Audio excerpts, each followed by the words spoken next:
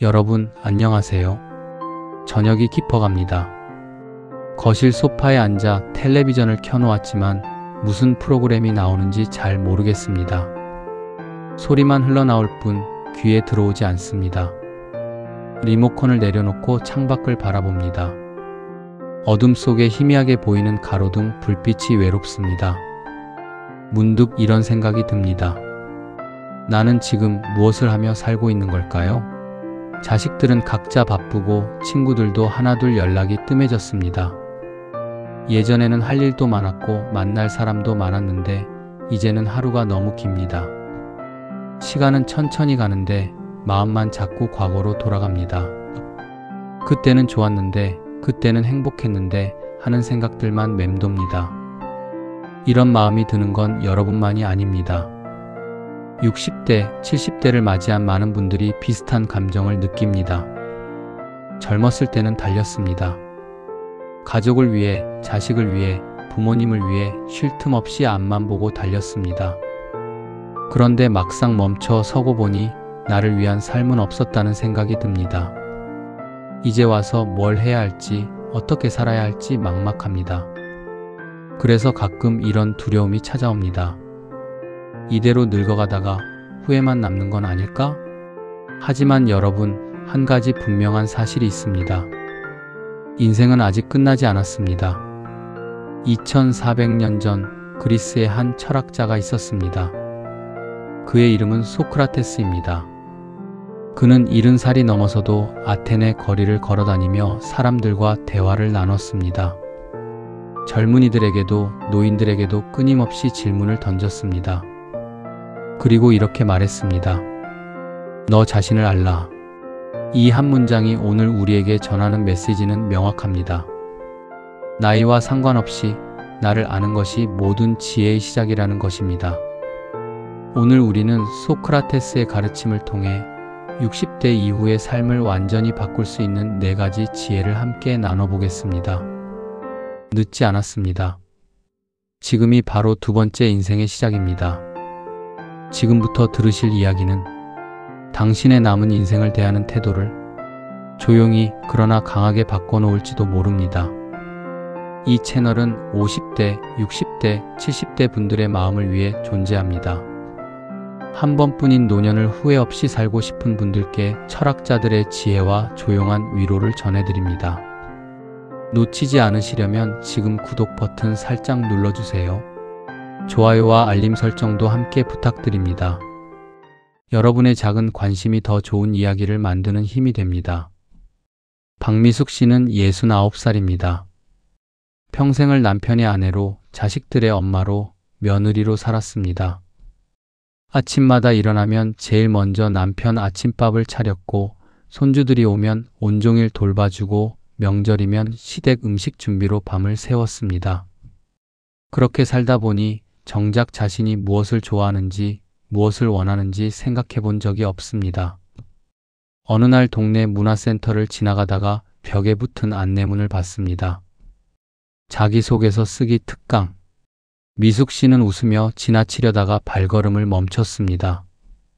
자기소개라, 나는 과연 나를 소개할 수 있을까? 일주일 뒤 미숙 씨는 조심스럽게 문화센터 문을 열었습니다.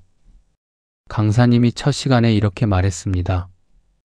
오늘은 가족 이야기 빼고 오직 나 자신만 써보겠습니다. 여러분은 누구십니까? 그 순간 미숙 씨의 손이 멈췄습니다. 펜을 들었는데 아무것도 쓸 수가 없었습니다. 남편 직업도 쓰지 말라, 자식 이야기도 쓰지 말라 했을 때 머릿속이 텅 비어버렸습니다. 나는 누구일까? 나는 어떤 사람일까? 평생을 살았는데도 이 질문에 답을 못하는 자신이 낯설었습니다. 소크라테스는 말했습니다. 너 자신을 알라. 이 말은 단순히 내 이름이나 직업을 아는 것이 아닙니다. 내 마음 깊은 곳에 있는 진짜 나를 아는 것입니다. 무엇이 나를 기쁘게 하는지, 무엇이 나를 슬프게 하는지, 무엇을 할 때 시간 가는 줄 모르는지 이런 것들을 아는 것입니다. 미숙 씨는 수업이 끝난 뒤 집으로 돌아와 공책을 펼쳤습니다. 그리고 천천히 한 줄씩 적기 시작했습니다. 나는 꽃을 좋아하는 사람이다. 특히 들국화를 보면 마음이 편안해진다. 나는 남의 이야기를 잘 들어주는 사람이다. 친구들이 힘들 때 나를 찾아온다. 나는 아침 햇살이 들어오는 창가에 앉아있는 시간을 사랑한다. 이런 문장들이 하나둘 쌓이자 신기하게도 마음 한구석이 따뜻해졌습니다. 마치 오랫동안 잊고 지낸 친구를 다시 만난 것 같았습니다. 몇 주가 지나자 미숙 씨는 달라지기 시작했습니다. 장을 보러 갈 때도 예전처럼 급하게 서두르지 않았습니다. 가끔은 시장 한쪽에 앉아 지나가는 사람들을 바라보며 커피 한 잔을 마셨습니다. 그 시간이 자신에게 주는 작은 선물이라는 것을 알게 되었기 때문입니다. 손주가 와서 돌봐달라고 해도 가끔은 이렇게 말할 수 있게 되었습니다. 오늘은 할머니가 쉬고 싶은 날이야. 내일 와줄래? 미숙 씨는 깨달았습니다. 나를 아는 것이야말로 진짜 자유의 시작이라는 것을요.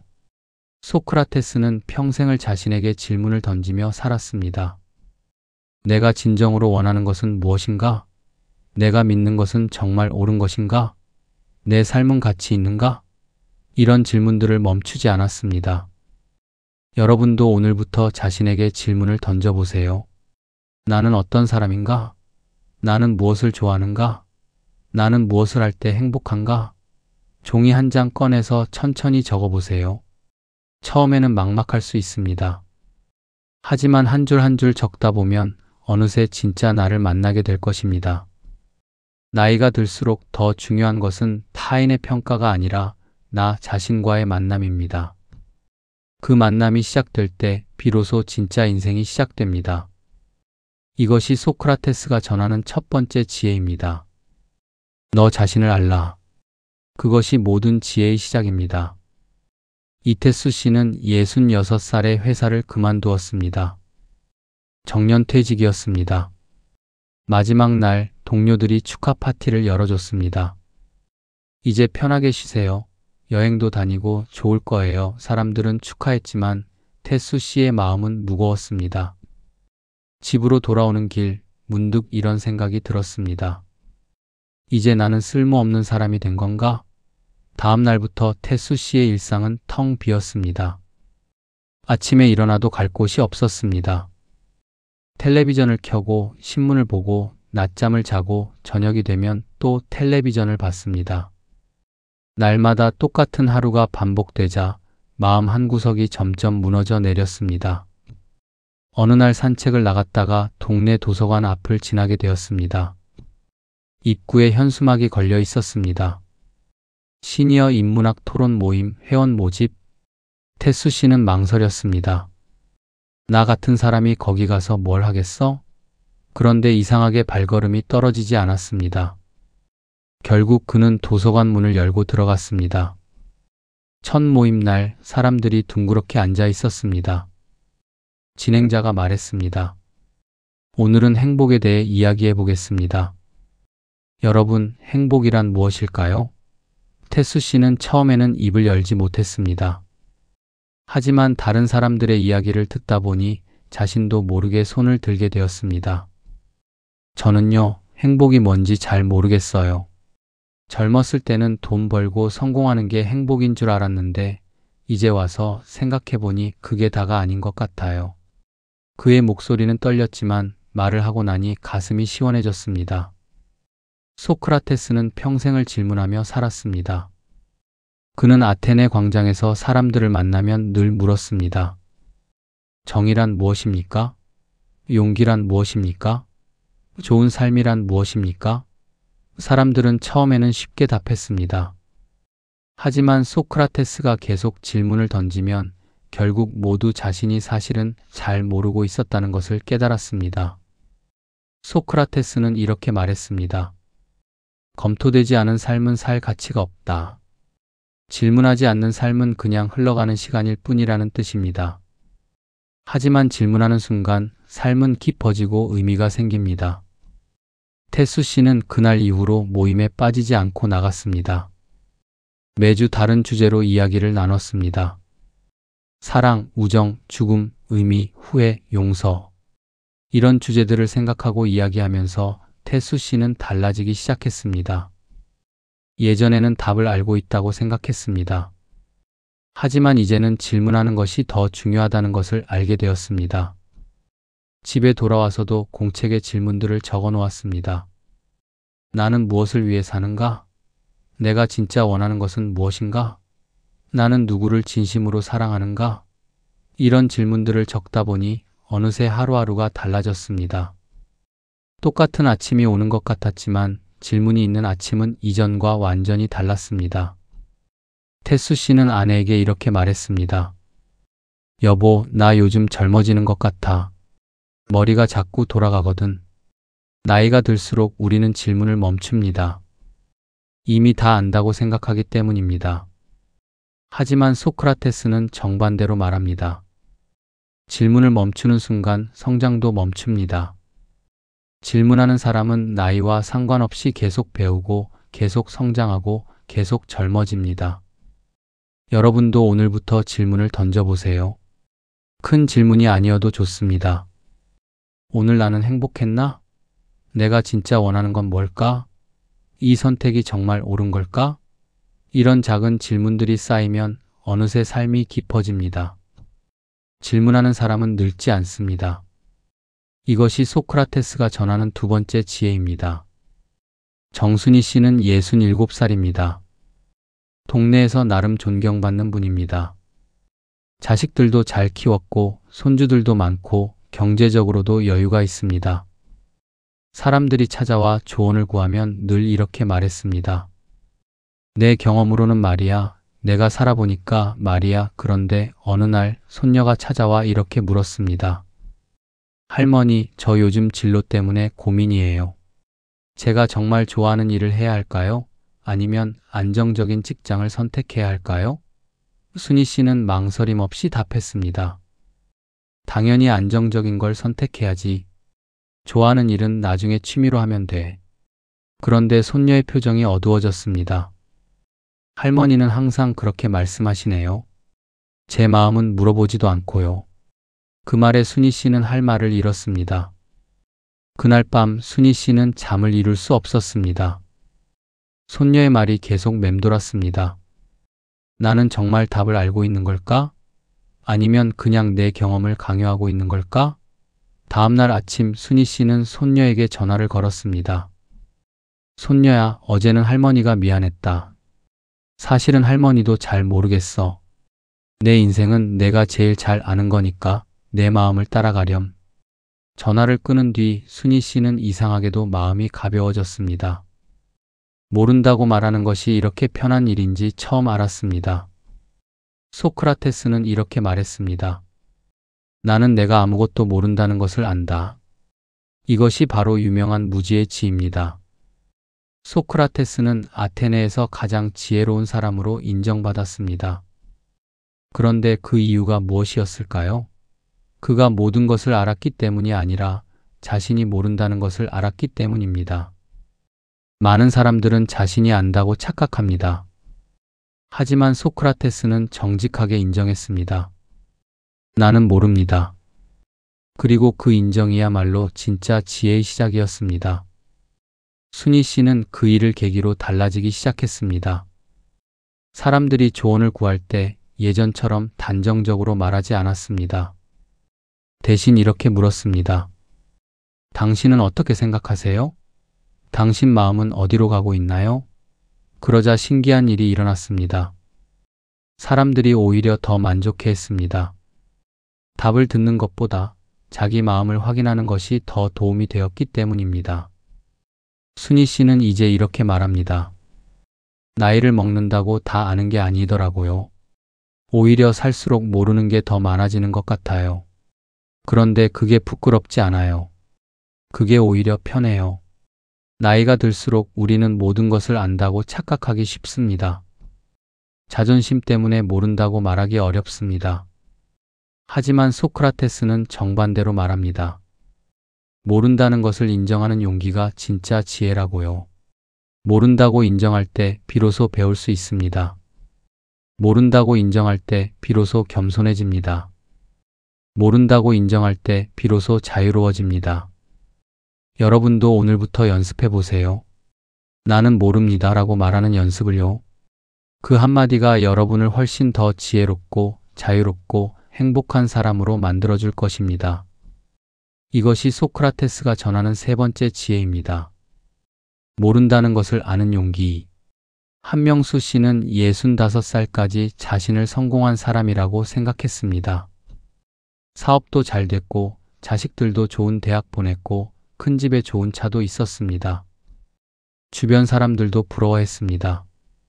하지만 환갑이 지나면서 이상한 일이 일어났습니다. 뭘 해도 만족이 되지 않았습니다.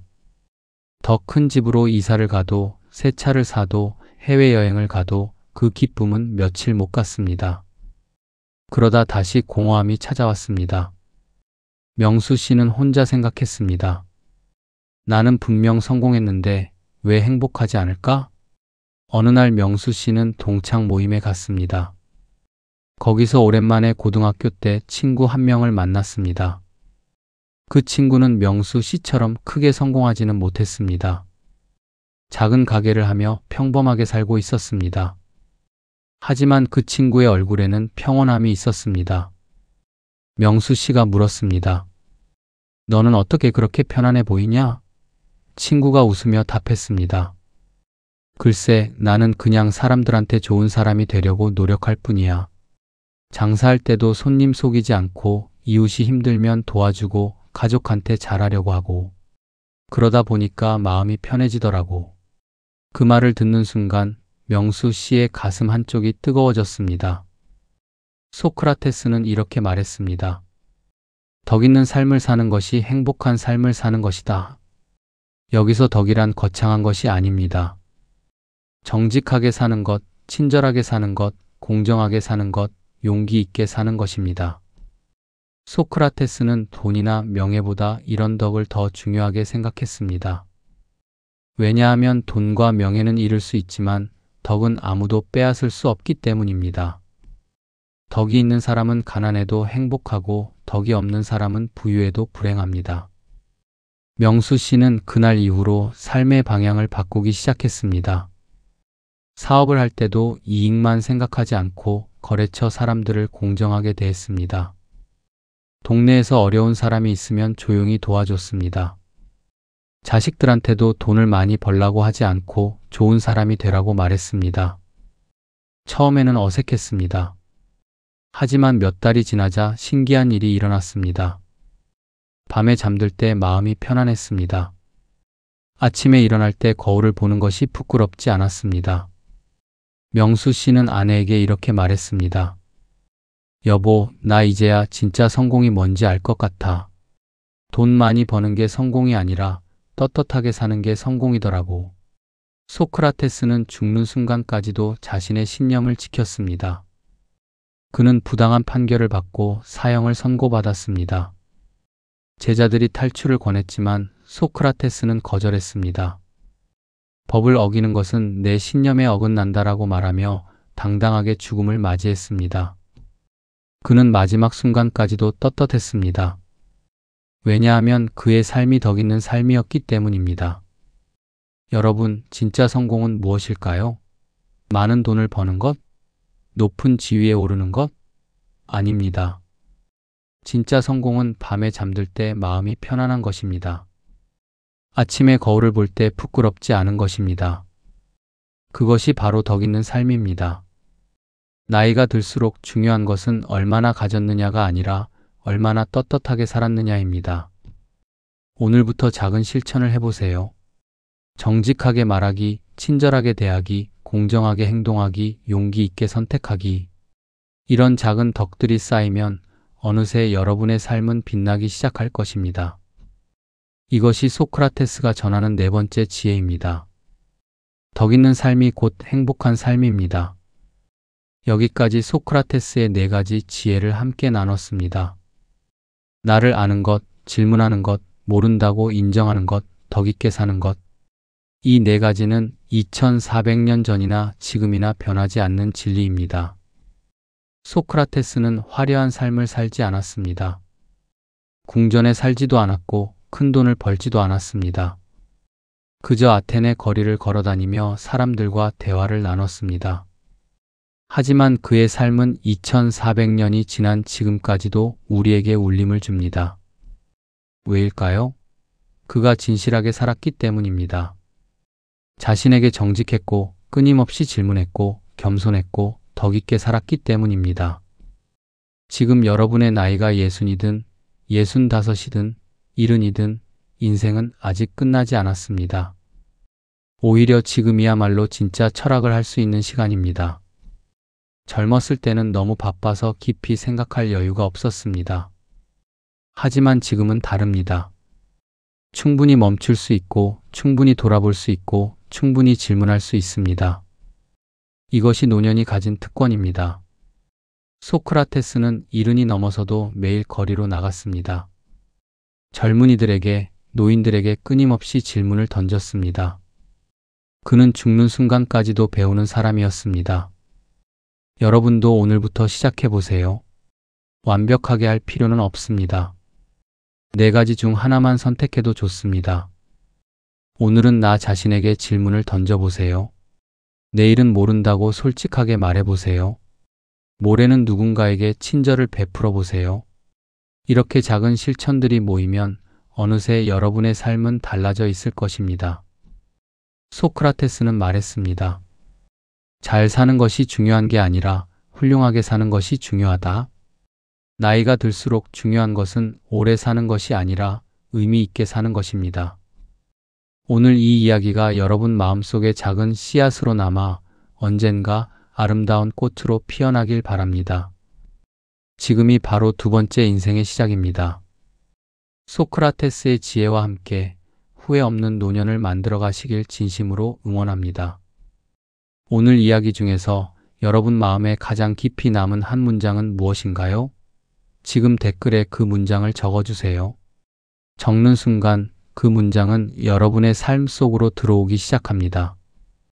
오늘 영상이 여러분의 노년을 조금이라도 밝게 해주었다면 구독과 좋아요, 알림 설정을 부탁드립니다. 여러분의 작은 관심이 제가 다음 이야기를 계속 들려드릴 수 있게 해주는 가장 큰 응원입니다. 혹시 떠오르는 얼굴이 있으신가요? 이 영상이 도움이 될 것 같은 부모님, 친구, 지인에게 조용히 한번 공유해 주세요. 여러분의 나눔이 또 다른 분의 인생을 밝힐지 모릅니다. 다음 영상에서 또 만나요. 건강하시고 행복하세요. 감사합니다.